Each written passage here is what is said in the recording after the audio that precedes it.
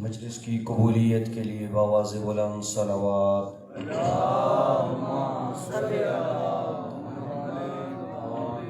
عزاداران سید الشہداء کی حفاظت کے لیے بآواز بلند صلوات۔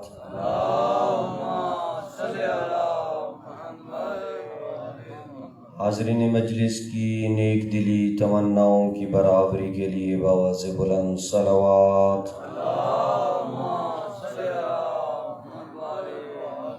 اعوذ باللہ من الشیطان اللعین الرجیم، بسم اللہ الرحمن الرحیم۔ الحمد للہ الصمد الذی لم یلد ولم یولد ولم یکن له کفوا احد۔ الصلاة والسلام على سیدنا وحبیبنا وطبیب قلوبنا ومزکی نفوسنا ابی القاسم محمد۔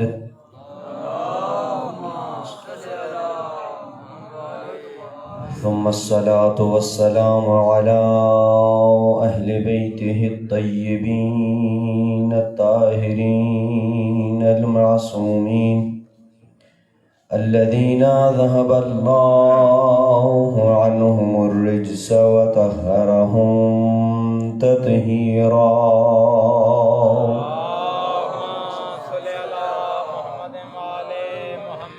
ورحمة الله على أحبابهم وشيعتهم ومواليهم أجمعين، ولعنة الله على أعدائهم ملعونين من يومنا هذا إلى أبد الآبدين۔ أما بعد فقد قال الله سبحانه وتعالى في محكم كتابه: أعوذ بالله من الشيطان اللعين الرجيم، بسم الله الرحمن الرحيم۔ فمن يعمل مثقال ذرة خيرا يره ومن يعمل مثقال شر يره۔ صلوات بر محمد وآل بیت۔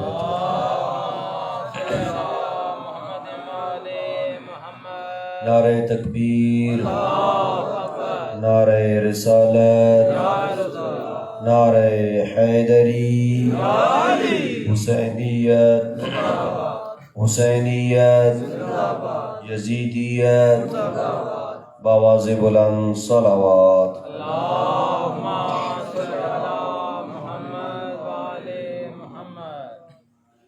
دعا ہے کہ رب العزت ہماری اس عبادت کو اپنی بارگاہ میں شرف قبولیت عطا فرمائے، حاضرین مجلس کی حاجات کو پورا فرمائے، ان کے مرحومین کو شفاعت جناب سیدہ نصیب فرمائے۔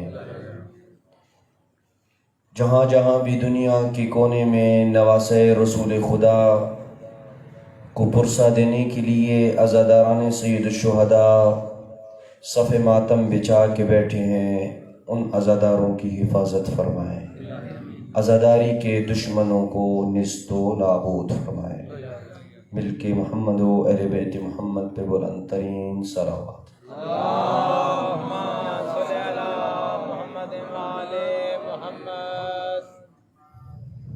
اللہ کی ذات اپنی لاریب کتاب میں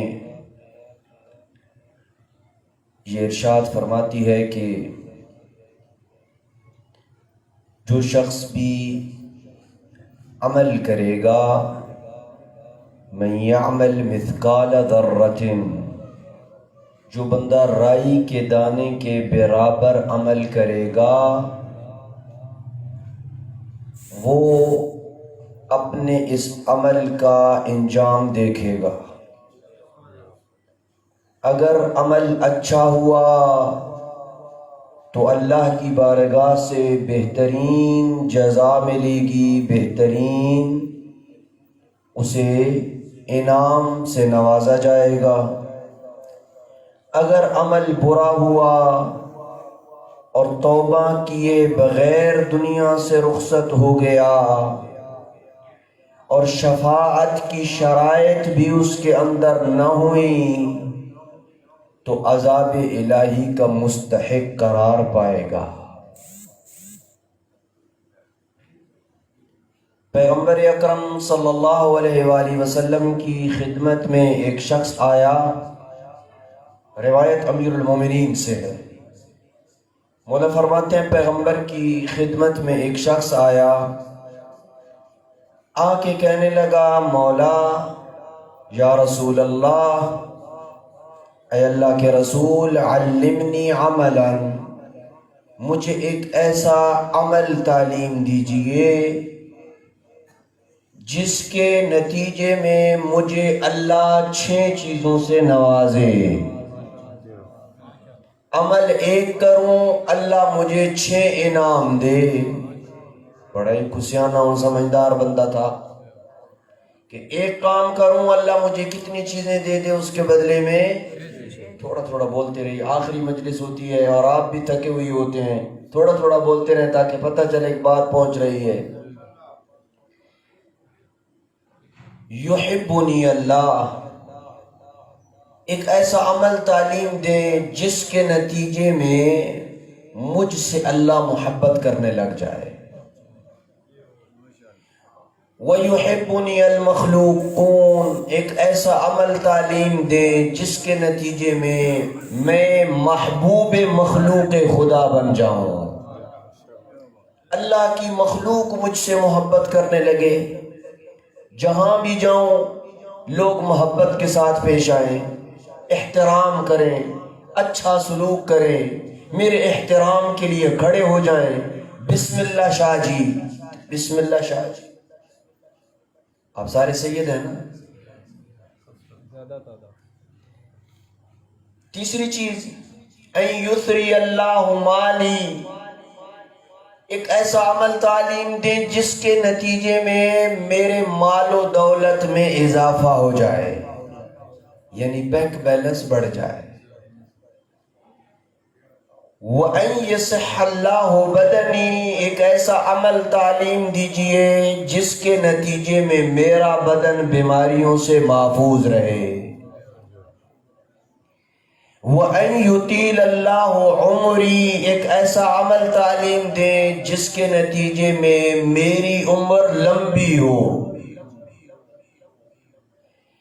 وَأَن يَحْشُرَنِي اللَّهُ مَعَكَ، ایک ایسا عمل تعلیم دیں جس کے انجام دینے سے اللہ مجھے آپ محمد کے ساتھ بروز قیامت محشور کرے۔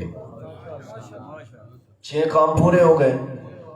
بڑی کوئی پیاری چیزیں مانگی ہیں اس نے، دنیا کی ساری چیزیں بھی مانگ لیں، آخرت کی ساری چیزیں بھی مانگ لیں۔ پیغمبر نے کہا ہذہ 6 خصال تحتاج الی 6، یہ 6 باتیں ہیں، ایک کام کرنے سے 6 باتیں نہیں ملیں گی، 6 کام تم کر لو، میں محمد یہ ضمانت دیتا ہوں اللہ تجھے یہ 6 چیزیں نواز دے گا۔ بس یہی 6 کام پڑھنے ہیں میں نے اور مجلس ختم۔ آپ کی جتنی توجہ ہوگی اتنا ہی میں پڑھوں گا۔ پہلی چیز بیدار رہیے گا، قبل اس کے کہ میں 6 چیزیں پیغمبر کی پڑھوں، مہم تو یہ ہے کہ پیغمبر نے کیا شرطیں عائد کی ہیں۔ یہ جو 6 چیزیں اس بندے نے مانگی ہیں کہ اللہ بھی اس سے محبت کرے، مخلوق بھی اس سے محبت کرے، مال و دولت بھی بڑھ جائے، بدن بھی بیماریوں سے محفوظ رہے، عمر بھی لمبی ہو، پیغمبر کے ساتھ محشور ہو، یہ خواہش فقط اس کی ہے یا آپ کی یا میری بھی خواہش ہے؟ ہاں جی، جن کی خواہش ہے وہ ذرا بلند آواز سے صلوات بھیجیں.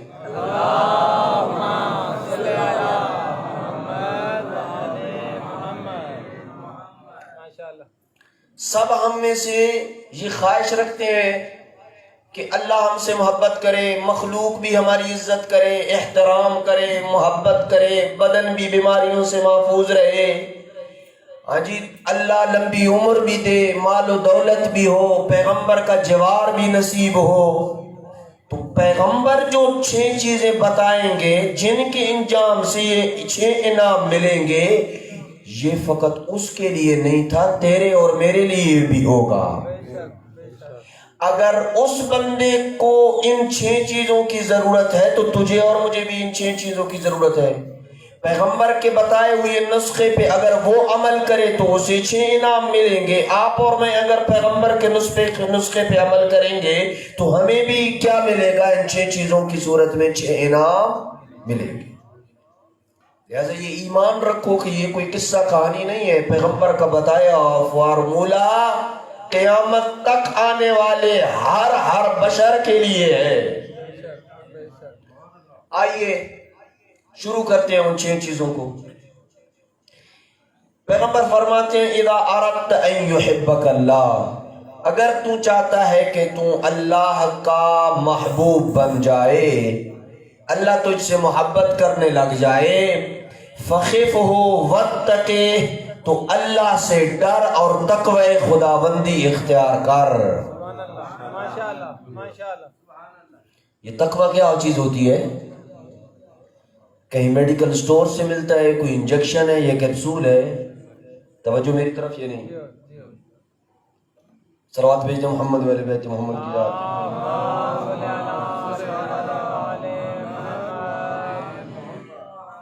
تقوی سے ڈرایا جاتا ہے کہ تقوی کیسے اختیار کریں، کوئی بہت لمبی منزل ہے. نہیں میرے دوستوں، میرے بھائیوں، بزرگوں، میری ماؤں بہنوں، مختصر سا کام کر لو، آپ متقی بن جائیں گے. کیا؟ اللہ نے جو چیزیں آپ پہ واجب قرار دی ہیں ان چیزوں کو انجام دو، جن چیزوں سے اللہ نے روکا ہے ان سے بچ جاؤ، آپ متقی بن جاؤ گے. جب متقی بن جاؤ گے، متقیوں کا امام علی ہوتا ہے.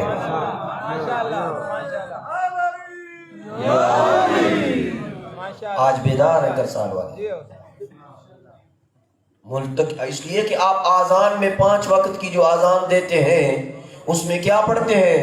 اشہد ان علیٰ امیر المؤمنین و امام بولے میرے ساتھ، و امام المتقین، یعنی علی ہے متقیوں کا امام. اور قرآن نے متقیوں کے عمل کے متعلق یہ ارشاد فرمایا انما یتقبل اللہ من المتقین، اللہ فقط متقیوں کے عمل کو قبول کرتا ہے. اگر اس ترجمے کی لفظیں اور سطریں بدل دوں تو یوں ہو جائے گا کہ اللہ فقط علی والے کے عمل کو قبول کرتا ہے. عمل تو قبول ہی علی والے سے ہونا ہے. غیر علی کا جو غیر ہے، جو علی کی سیرت پہ عمل نہیں کرتا، جو علی کی ولایت کا دم نہیں بھرتا، اس کی تو نمازیں نہیں ہیں سوائے ٹکروں کے. جس دل میں علی ابن ابی طالب کی محبت نہیں ہے، وہ نور نبی جتنی بھی عبادت کرے، صفا و مروہ کے درمیان چکر لگاتے لگاتے مر جائے، اتنے روزے رکھے کہ پیٹ اور آنکھیں اندر کو دھس جائیں، جب بارگاہ خداوندی میں آئے گا آواز قدرت آئے گی ان لم یوالک یا علی، اے علی اگر یہ تجھ سے محبت نہیں رکھتا، لم یشم رائحۃ الجنہ، جنت میں جانا تو دور کی بات جنت کی خوشبو تک نہ سونگھ سکے گا.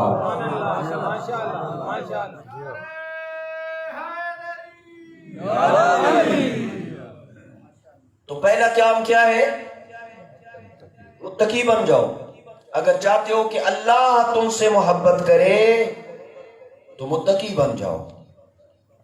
اذا اردت، دوسری بات، اذا اردت ان يحبك المخلوقون، اگر تو چاہتا ہے کہ اللہ کی مخلوق تجھ سے محبت کرنے لگ جائے،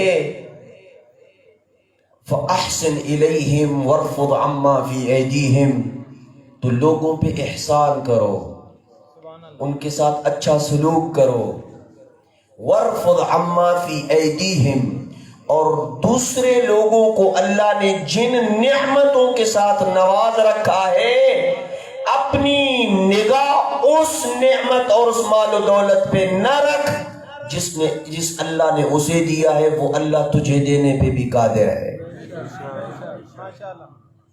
لوگوں کے مال و متاع سے بے نیاز ہو جا، لوگوں کے مال و متاع سے نگاہ پھیر لے، لوگ خود بخود تجھ سے محبت کرنے لگ جائیں گے۔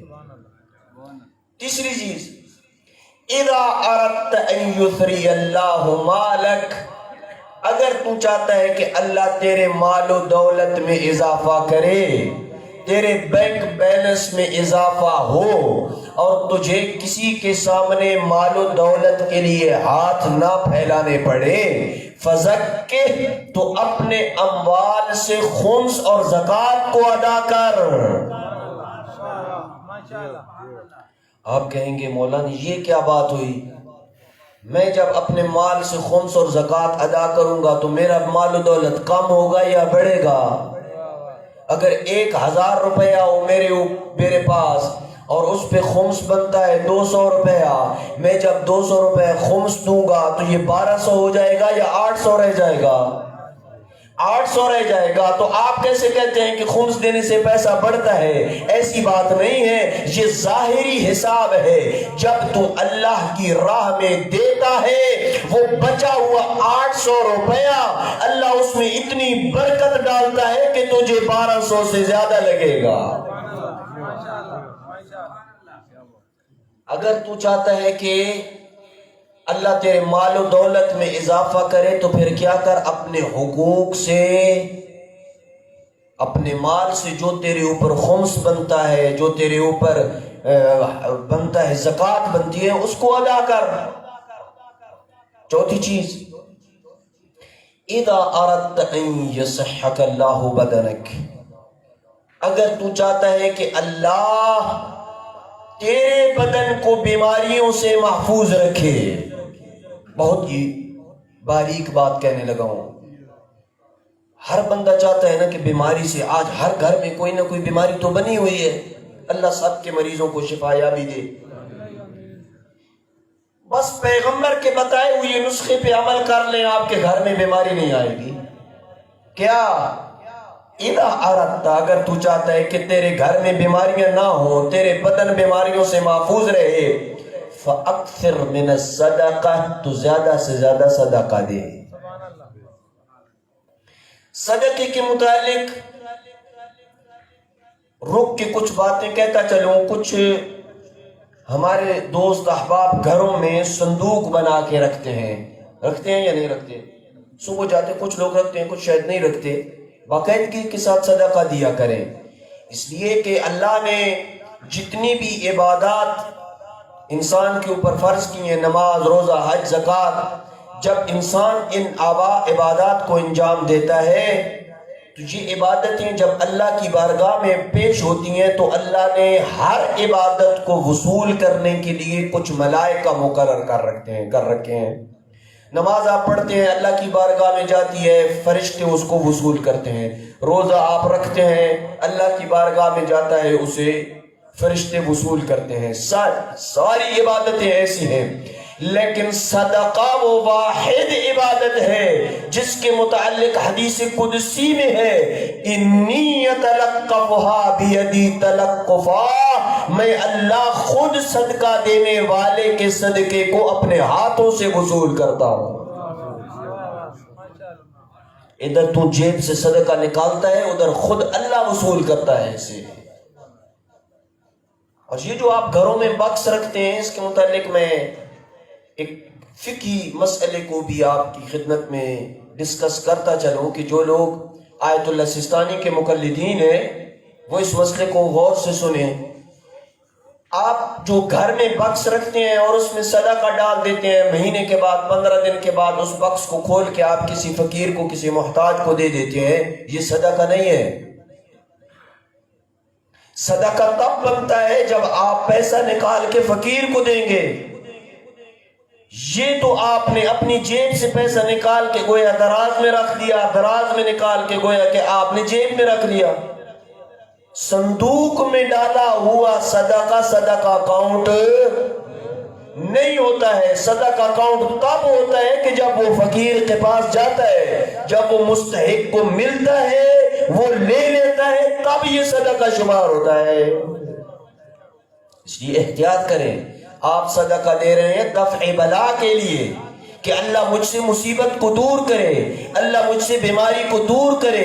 صدقۃ السر تطفئ غضب الرب، چھپ کے دیا جانے والا صدقہ اللہ کے غضب کی آگ کو بجھا دیتا ہے۔ ہاں جی، آپ تو صدقہ دے رہے ہیں، لیکن یہ صدقہ کب شمار ہوگا؟ جب مستحق تک پہنچے گا، جب کسی غریب بندے کے پاس صدقہ پہنچ جائے گا، وہ صدقہ تب کاؤنٹ ہوتا ہے۔ یہ آپ نے صندوق میں ڈال دی ہے، یہ آپ کا اپنا پیسہ ہے۔ ابھی جیسے کہ آپ کے اکاؤنٹ میں، آپ کی دراز میں، آپ کے پاکٹ میں پیسہ پڑا ہے، اس میں اور صندوق میں پڑے ہوئے پیسے میں کوئی فرق نہیں ہے۔ اگر آپ کے خمس کی تاریخ آ جاتی ہے اسی دوران اور ابھی آپ نے یہ صندوق نہیں کھولا ہے، اس پیسے کا بھی آپ نے خمس دینا ہے۔ لہٰذا یہ احتیاط کریں کہ صندوق میں نہ ڈالیں۔ ہاں، ایک کام کر سکتے ہیں آپ کے کرسال گاؤں میں آپ دیکھتے ہیں کہ ایک سید ہے، غیر سید ہے، محتاج ہے، سفید پوش ہے، وہ مانگتا بھی کسی سے نہیں ہے، محتاج ہے، اس کو ضرورت ہے پیسوں کی۔ آپ اس سے جا کے وکالت لے لیں، نیابت لے لیں اس سے کہ میں آپ کی نیابت میں پیسہ صندوق میں ڈالوں گا۔ اب صندوق میں ڈالے جانے والا پیسہ صدقہ شمار ہوگا، اس لیے کہ اس کی نیابت میں آپ پیسہ وصول کر رہے ہیں، تو گویا کہ اس نے وصول کیا، جب اس نے وصول کیا تو صدقہ بن جائے گا۔ لہذا ایسے کریں۔ صدقے کے متعلق بہت کچھ ہے کہنے کو، 2 واقعہ فقط بیان کر کے میں آگے بڑھ رہا ہوں۔ صدقہ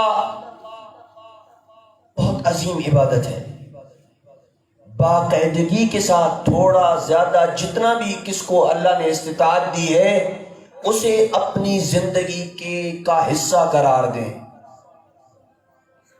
ایک شخص ہے، اللہ کی ذات کیسے صدقہ دینے والے کے مال اور رزق میں اضافہ کرتا ہے۔ دیکھیے، ضروری نہیں ہے کہ آپ جو صدقہ دیں اس کے اثر کو اور آپ کے مال میں جو اضافہ ہے وہ آپ اس دنیا میں ہی دیکھیں۔ ممکن ہے کہ صدقہ آپ یہاں دیں اور اس کا اثر آپ آخرت میں جا کے دیکھیں، ممکن ہے۔ 2 واقعے بہت ہی پیارے اور عبرت والے واقعے ہیں۔ ایک شخص ہے، جبل عامل، لبنان میں یہ جگہ ہے جبل عامل، ہر سال وہاں سے حج کے لیے مکہ تشریف لاتا ہے۔ حج سے فارغ ہونے کے بعد مدینہ آتا ہے، پیغمبر اکرم اور ائمہ بقیع کی زیارت سے مشرف ہوتا ہے۔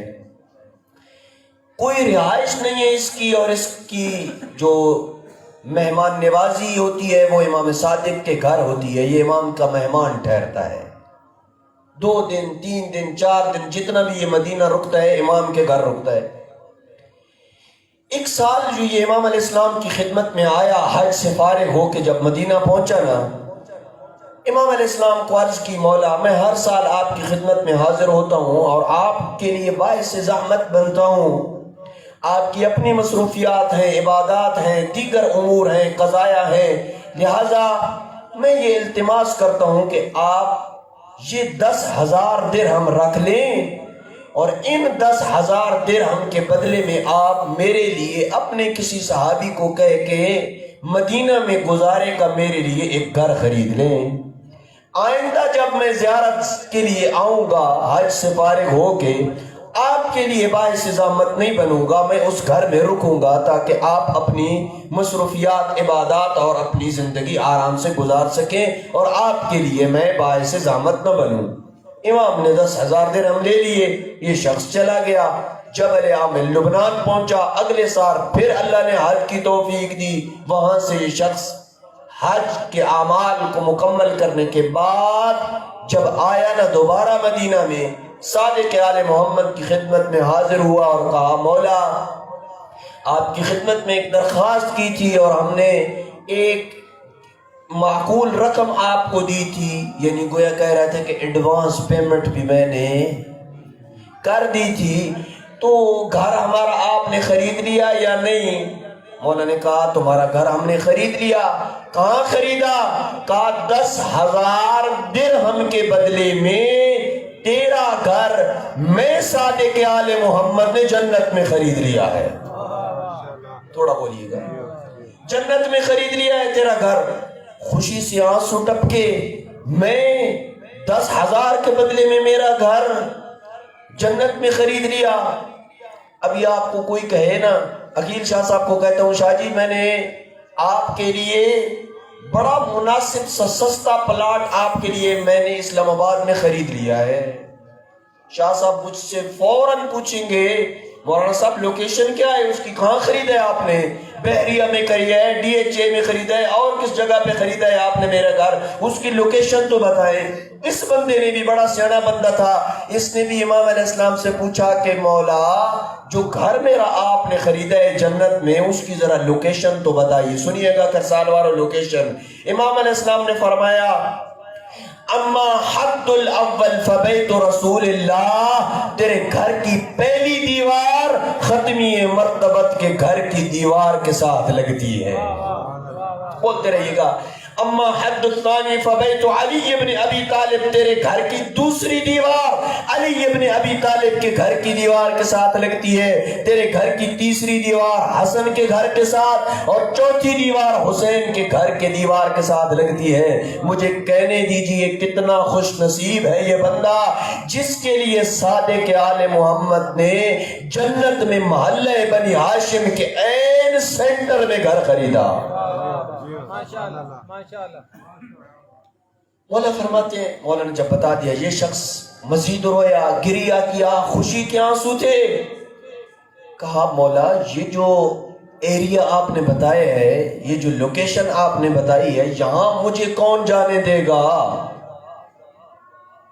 ہاں جی، گویا دوسرے لفظوں میں اگر اس کی میں اپنی زبان میں کہوں تو یہ کہہ رہا تھا کہ مولا یہ تو نو گو ایریا ہے، میں یہاں کہاں جا سکتا ہوں؟ کوئی تحریر تو لکھ دیں کہ جب میں وہاں جاؤں دکھاؤں تو مجھے انٹری دیں گے وہ۔ مولا نے فرمایا لے کے آؤ کاغذ اور قلم۔ وہ کاغذ اور قلم لے کے آیا، مولا نے ایک تحریر لکھی، اللہ جانے کیا تحریر تھی، امام نے بند کی، کہا جب دنیا سے رخصت ہونے کا وقت آئے گا وصیت کر جانا کہ یہ تحریر تیرے کفن میں تیرے ساتھ دفن کی جائے۔ زمانہ گزرا، 1 سال 2 سال 3 سال، یہ وصیت کر گیا، دنیا سے رخصت ہوا، اس کے بچوں نے وہ تحریر اس کے ساتھ کفن میں رکھ دی اور دفن کر دیا۔ دفن کے بعد آپ بھی معمول کے مطابق اپنے مرحومین کی زیارت، قبر کی زیارت کے لیے فاتحہ پڑھنے کے لیے دوسرے تیسرے دن جب جاتے ہیں فاتحہ پڑھنے کے لیے، اس کے بھی بچے جب فاتحہ پڑھنے کے لیے اس کی قبر پہ گئے نا تو دیکھا کہ قبر کے اوپر ایک پرچی پڑی ہے۔ انہوں نے جب پرچی کھولی تو پرچی کی ایک طرف صادق آل محمد کی تحریر تھی اور دوسری طرف یہ تحریر تھی کہ صادق آل محمد نے جو مجھ سے وعدہ کیا تھا وہ وفا کر دیا ہے۔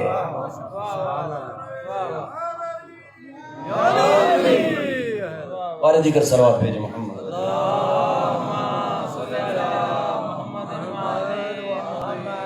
صادق آل محمد نے جو مجھ سے وعدہ کیا تھا، رک جانا مولا، ساری بات سمجھ آ گئی، یہ 10,000 درہم کہاں کی ہے؟ اصل تو یہ کہانی ہے نا، 10,000 درہم کہاں کی ہے؟ کہا تیری طرف سے مدینہ کے سادات، یتیم سادات کو صدقہ دے دیا ہے، اگر اپنا صدقہ دینا ہو تو سید کو صدقہ دے۔ آپ کہیں گے سید کو کیسے صدقہ دیں؟ سید کو تو صدقہ نہیں دے سکتے۔ سید کو میرے دوستوں بھائیوں 2 قسم کا صدقہ فقط نہیں دے سکتے، باقی سب کچھ دے سکتے ہیں آپ۔ ایک زکوٰۃ فطرہ غیر سید کو نہیں دے سکتا۔ دوسرا یہ زکوٰۃ گندم جو کے اوپر جو آپ زکوٰۃ دیتے ہیں یہ غیر سید کو نہیں دے سکتا۔ باقی روٹین کا جو آپ صدقہ نکالتے ہیں یہ غیر سید کو دے سکتا ہے، اور بہتر ہے کہ اولاد زہرا کی مدد کر کے زہرا کی شفاعت کا سامان پیدا کیا جائے۔ دے سادات کو کوئی صدقہ، ہاں اتنا خیال رہے کہ یہ جو چھوٹا موٹا تھوڑا بہت آپ صدقہ نکالتے ہیں، سید کی عظمت دیکھیں۔ آیت اللہ سستانی فرماتے ہیں کہ یہ جو تھوڑا تھوڑا آپ صدقہ نکالتے ہیں نا، کبھی 2 روپے، کبھی روپیہ، کبھی 5 روپے، جس کی کوئی ویلیو نہیں ہوتی ہے، آیت اللہ سستانی فرماتے ہیں اگر یہ تھوڑا بہت روزانہ کا نکالا جانے والا صدقہ سید کی توہین کا موجب بنے تو پھر سید کو نہ دیں۔ ہاں اگر 500 روپیہ ہے، 1000 روپیہ ہے، یہ دینے سے سید کی توہین نہیں ہوتی، یہ آپ سید کو دے سکتے ہیں۔ آپ اپنا کفارہ سید کو دے سکتے ہیں، فدیہ دے سکتے ہیں، رد مظالم دے سکتے ہیں، سادات کی مدد کریں۔ بہت ساری ایسی سیدزادیاں جو دنیا سے رخصت ہو جاتی ہیں، ان کا رشتہ ازدواج مہر کی وجہ سے رکا ہوا ہوتا ہے، جہیز کی وجہ سے رکا ہوا ہوتا ہے۔ کسی کو اللہ نے دیا ہے تو اس سیدزادی کی مدد کرے، اتنا اجر ہے، اتنا اجر کسی سید یا سیدزادی کی جو غریب ہو، مستحق ہو، اس کی مدد کرنے کا۔ ایک واقعہ پڑھا میں نے، ایک شخص ہے جس کا نام ہے عبداللہ بن مبارک، کوفہ کا رہنے والا ہے۔ 50 حج کیے ہیں اس نے۔ کتنے؟ 50 حج کیے ہیں۔ 1 سال حج پہ جاتا ہے، 1 سال راہ خدا میں جہاد کے لیے جاتا ہے۔ جب 1 سال حج پہ جانے کی باری تھی تو 500 درہم اپنے خزانے سے نکالا، کوفہ کی اس جگہ پہ آیا جہاں پہ لوگ کرائے پہ اونٹ دیتے تھے۔ اس وقت کوئی گاڑیاں، سواریاں، جہاز یہ تو تھے نہیں، لوگ یا تو اپنی ذاتی اونٹ اور ذاتی سواری کے اوپر جاتے تھے یا پھر کرائے پہ لیتے تھے۔ تو یہ کرائے پہ لینے کے لیے اونٹ یا گھوڑا تھا، لینے کے لیے جا رہا تھا۔ رستے میں اس نے ایک ایسا دردناک منظر دیکھا کہ اس نے اپنا حج کا پروگرام کینسل کر دیا۔ یہ دیکھتے ہیں کہ ایک خاتون ہے، برقعے میں ملبوس ہے، سر تپا، اس نے مکمل حجاب کیا ہوا ہے، اور ایک گندگی کے ڈھیر پہ ایک مردہ مرغی کو صاف کر رہی ہے۔ قریب آیا، کہا اے کنیز خدا کیا کر رہی ہے؟ کہا تمہیں اس سے کوئی سروکار نہیں، چلا جا۔ سفید پوش تھی، کسی سے مانگتی بھی نہیں تھی سیدزادی۔ اس کا اصرار بڑا عبداللہ بن مبارک کا۔ کہا اے کنیز خدا بتاؤ تو صحیح، ممکن ہے میں آپ کی کسی قسم کی کوئی ہیلپ اور مدد کر سکوں۔ جب کہ اس کا اصرار بڑا نا تو اس کنیز خدا، اس سیدزادی نے کہا میں نسل رسول خدا سے ہوں، 4 میری بیٹیاں ہیں، میرا شوہر حال ہی میں دنیا سے رخصت ہو گیا ہے، ہماری کفالت کرنے والا کوئی نہیں ہے، 4 دن ہو گئے ہیں ہمارے گھر میں فاقے چل رہے ہیں، ہم اس سٹیج پہ پہنچ گئے ہیں کہ مردہ کھانا ہمارے لیے جائز ہو گیا ہے۔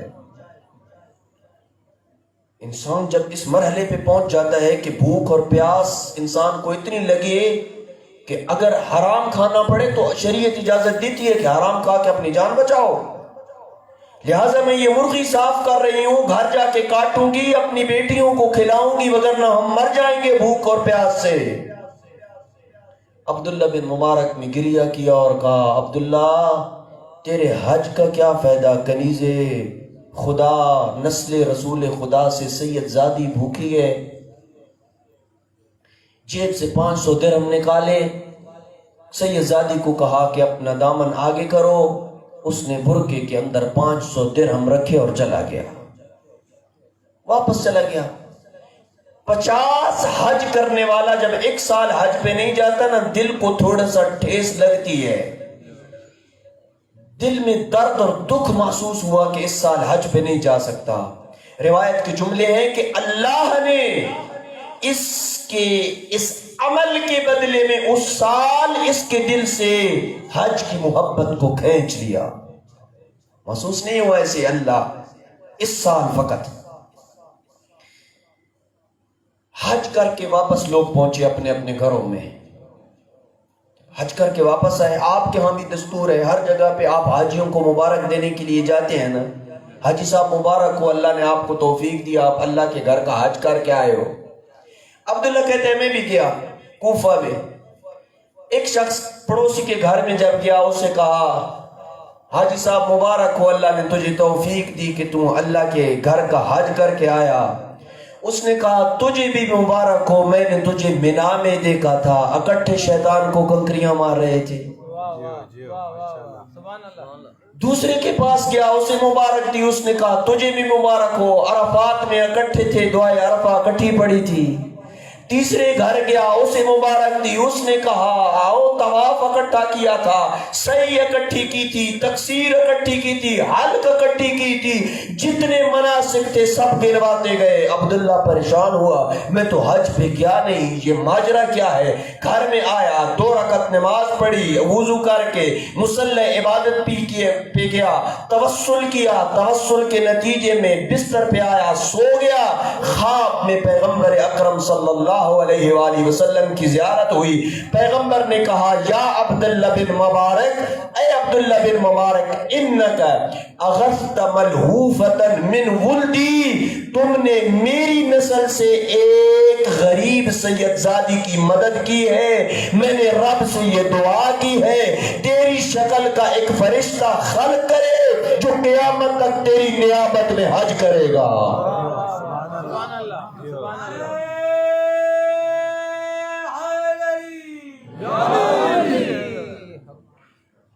پر دیگر صلوات بھیجو اللہم صلی علی محمد وآل محمد۔ یہ ہے مظلومیت سادات کی۔ اکرموا اولادی صالحین للہ و طالحین لی، میری اولاد کی عزت کرو، اگر وہ برے ہیں تو اس وجہ سے کہ ان کی نسبت میری طرف ہے، اور اگر وہ نیک ہیں تو ان کی نیکی کی وجہ سے ان کی عزت کرو، اللہ کی خاطر ان کی عزت کرو۔ لیکن سادات جو ہمارے لیے صد بلکہ کروڑ بھار احترام کے قابل و لائق ہیں، جن کی رگوں میں خون بطول و علی ہے، ان کا کردار ہم سب کے لیے نمونہ عمل ہونا چاہیے۔ سید کو دیکھیں تو علی ابن ابی طالب کا کردار چھلکتا ہوا نظر آئے، سید زادی کو دیکھیں تو فاطمہ اور زینب کا کردار نظر آنا چاہیے، سید زادی کو دیکھیں تو اس کے حجاب سے انسانیت شرما جائے کہ کتنا پیارا حجاب ہے۔ جتنا مقام بڑا ہے سید اور سید زادی کا، اتنی ہی ذمہ داریاں بڑی ہیں سید اور سید زادی کی، اس لیے کہ تیری نسبت ہے رسول خدا کی طرف، تیری نسبت ہے علی ابن ابی طالب کی طرف، اس لیے کہ تو نے اگر غلط کام کیا تو اس نسبت کے اوپر آنچ لگے گی اور کاری ضرب لگے گی کہ علی کی اولاد سے ہو کہ تم ایسا عمل کر رہے ہو۔ تمہاری ذمہ داری زیادہ ہے، جہاں آپ کا مقام زیادہ ہے، پیغمبر میدان محشر میں ندا دیں گے این مکرم لذریتی، میری ذریت کا احترام کرنے والے کہاں ہیں؟ آگے بڑھو، میں محمد تمہاری شفاعت کے لیے تیار کھڑا ہوں، میں محمد شفاعت کروں گا۔ بس سادات مظلوم ہیں، لیکن آؤ ذرا دیکھو تاریخ میں سب سے زیادہ مظلوم کون ہے؟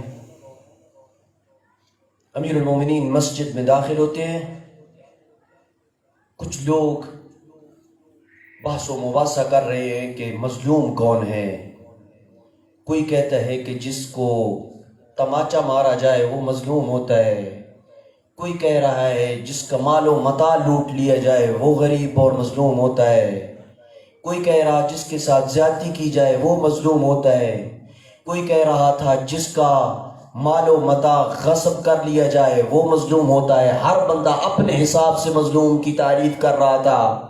امیر المومنین جب مسجد میں آئے پوچھا کیا بات کر رہے ہو، کیا چیز بحث و مباحثے میں لا رہے ہو؟ کہا مولا آج ہم بحث کر رہے ہیں کہ کون مظلوم ہوتا ہے۔ بتایا کہ اس نے یہ مظلوم کی تعریف کی، اس نے یہ مظلوم کی تعریف کی۔ جب امام مظلوم نے یہ سنا نا تو دکھ بھرا ایک جملہ کہا مظلوم نہ یہ ہوتا ہے نہ وہ ہوتا ہے، بلکہ مظلوم وہ ہے کہ جس کی آنکھوں کے سامنے اس کی زوجہ پہ ظلم کیا جائے اور وہ کچھ کر سکنے کے باوجود بھی خاموش رہے، یہ کائنات کا سب سے بڑا مظلوم ہے۔ اسی وجہ سے جب آپ نجف زیارت کے لیے جاتے ہیں نا، امیر المومنین کی زیارت کا یہ جملہ پڑھتے ہیں السلام علیک یا اول مظلوم، اے کائنات کے سب سے پہلے مظلوم علی ابن ابی طالب، میرا تم پہ سلام ہو۔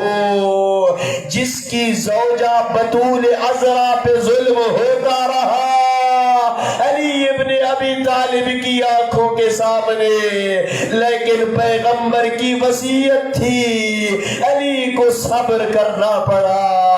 عزاداران مظلوم کربلا، آؤ ذرا اس مخدوم کونین کی مصائب کے چند جملے عرض کر سکیں۔ عزاداروں، ایک صحابی ہے امام صادق کا جس کا نام ہے سکونی۔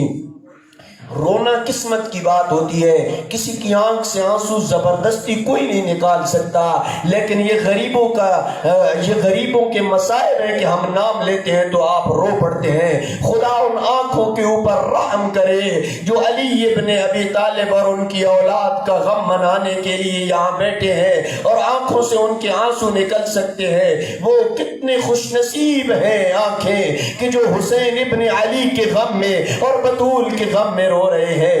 مولا کا صحابی ہے سکونی، امام کی خدمت میں آتا ہے اور کہتا ہے کہ مولا میں آج بڑا پریشان ہوں، میں افسردہ ہوں۔ مولا نے پوچھا کیا وجہ ہے کہ تم پریشان ہے؟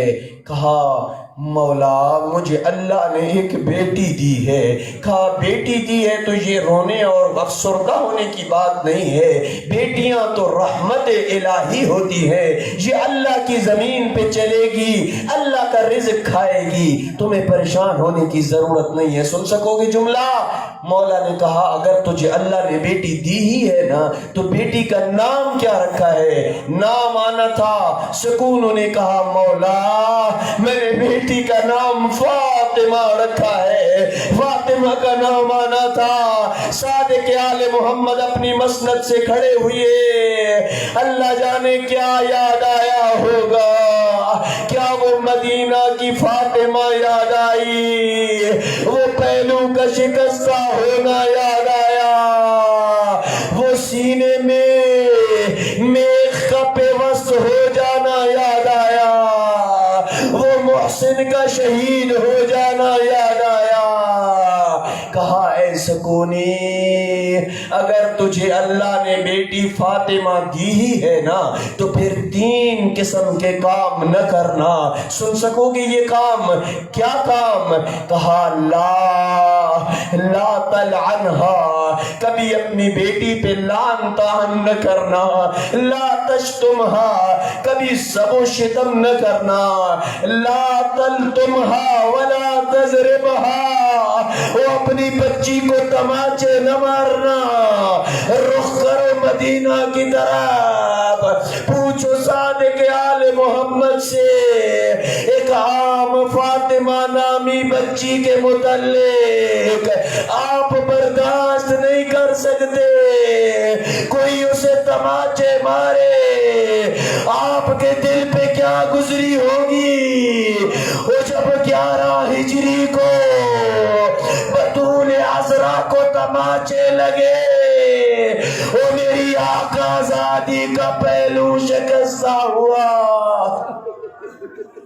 اجرکم اللہ، اجرکم علی الآخری جملہ عزاداران مظلوم کربلا، بڑی ہی کوئی مصیبت کا جملہ پڑھنے لگا ہوں۔ آیت اللہ فاطمی نیا ایران میں بہت بڑے خطیب ہیں، وہ یہ جملہ پڑھتے ہیں۔